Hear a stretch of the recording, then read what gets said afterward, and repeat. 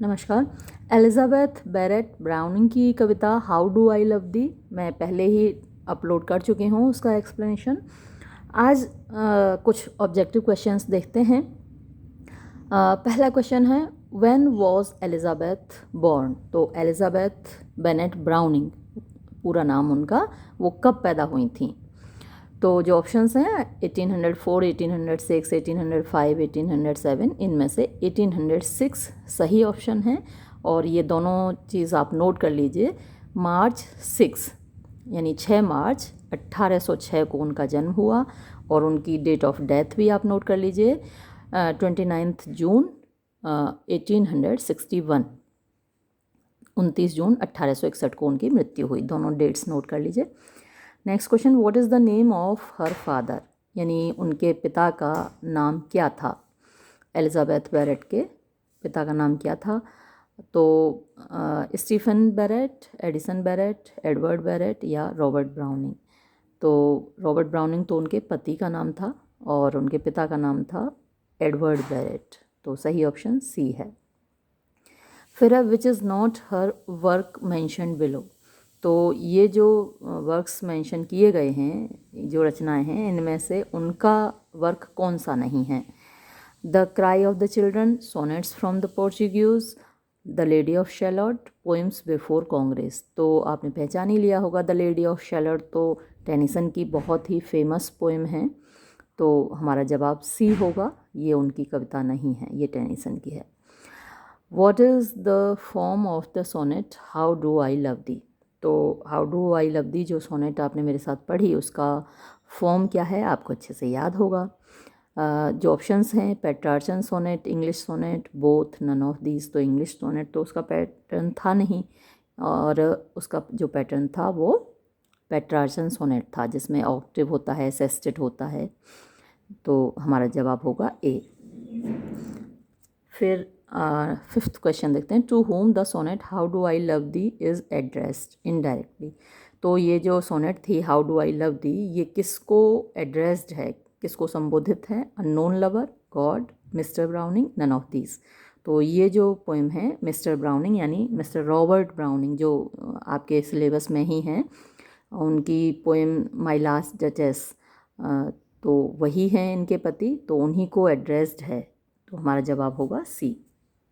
फिर sixth question देखिए, who is mister Robert Browning. तो रॉबर्ट ब्राउनिंग कौन है। Poet's father, poet's friend, poet's brother, poet's husband. तो इनके हस्बैंड हैं एलिज़ाबेथ बैरेट ब्राउनिंग के, रॉबर्ट ब्राउनिंग। तो हमारा जवाब होगा D. Elizabeth Barrett belongs to which age. Elizabeth Barrett किस युग को बिलोंग करती हैं। तो जो ऑप्शंस हैं romantic as, Victorian age, modern age या फिर क्लासिकल एज। तो इसमें से वो विक्टोरियन एज को बिलोंग करती हैं। हमारा जवाब बी होगा। और क्योंकि ये विक्टोरियन एज को बिलोंग करती हैं तो जाहिर सी बात है कि इनके पति रॉबर्ट ब्राउनिंग वो भी विक्टोरियन एज को ही बिलोंग करेंगे। तो आपके दो क्वेश्चन एक साथ तैयार हो जाते हैं। यहाँ पे जवाब बी होगा। फिर what is the rhyme scheme of the sonnet how do I love thee. How do I love thee जो सोनेट है उसकी राइम स्कीम क्या है। जैसा मैंने आपको पहले बताया था कि वो पेट्रार्चन सोनेट है, और उसी तरीके से इसकी राइम स्कीम है ए बी बी ए, ये तो हुआ octave, C D C D ये हुआ सेस्टेट। तो ये राइम स्कीम है ए, इसका जवाब है। बाकियों को आप मैंने इसलिए नहीं पढ़ा रही हूँ क्योंकि आप फिर आप कंफ्यूज ना हो जाएं, तो ये आप याद रखिए इसको। फिर what is the name of the collection of poem in which how do I love the was published. तो उस कलेक्शन का नाम क्या था जिसमें ये पोएम पब्लिश हुई थी। और मैं इसको ना सारे नहीं आपको बता रही हूँ, बात भी नहीं कर रही हूँ उनके बारे में। सोनेट्स फ्रॉम द पोर्चुगीज़, इसको आप याद रखिए, है ना। सोनेट्स फ्रॉम द पोर्चुगीज़ उस कलेक्शन का नाम था जिसमें ये poem how do I love the publish हुई थी। इसको अच्छे से रट लीजिए। फिर when did sonnets from the Portuguese publish. और ये जो कलेक्शन है सोनेट्स फ्रॉम द पोर्चुगीज़ कब पब्लिश हुआ था। और यहाँ ऑप्शंस हैं 1820, 1840, 1830, 1850। तो ये जो कलेक्शन है वो 1850 में पब्लिश हुआ था। तो हमारा जवाब होगा डी। ये दूसरी बुक है इसमें कुछ क्वेश्चंस तो वही थे जो पिछली वाली बुक में थे, एक दो क्वेश्चन इसमें से अलग हैं जो कि पिछली बुक में नहीं थे, तो ज़रा हम इनको भी देख लेते हैं। ये 5th क्वेश्चन देखिए, what is the theme of the sonnets of Elizabeth Barrett Browning. तो एलिजाबेथ बैरेट ब्राउनिंग की जो सोनेट्स हैं उनकी थीम क्या है? Unearthly love, earthly love, love of nature, the beauty of art. तो उसकी जो थीम है वो अनअर्थली लव है। जैसे कि आपने अभी ये जो पोइम पढ़ी थी मेरे साथ, तो उसमें देखा जो वो बताती है कि मैं तुम्हें किस तरीके से प्यार करूं, तो कितने अलग अलग तरीके बताती है, कितने धार्मिक तरीके बताती है, और फिर लास्ट में कहती है कि मरने के बाद भी मेरी आत्मा तुमको प्यार करती रहेगी। तो ये तो अर्थली लव तो हुआ नहीं, मरने के बाद भी अगर उसकी आत्मा उसको प्यार करती रहे, तो ये इसलिए हम जो कहेंगे, जो सही ऑप्शन हमारे लिए होगा वो अनअर्थली लव होगा। तो हमारा यहाँ सही जवाब होगा ए।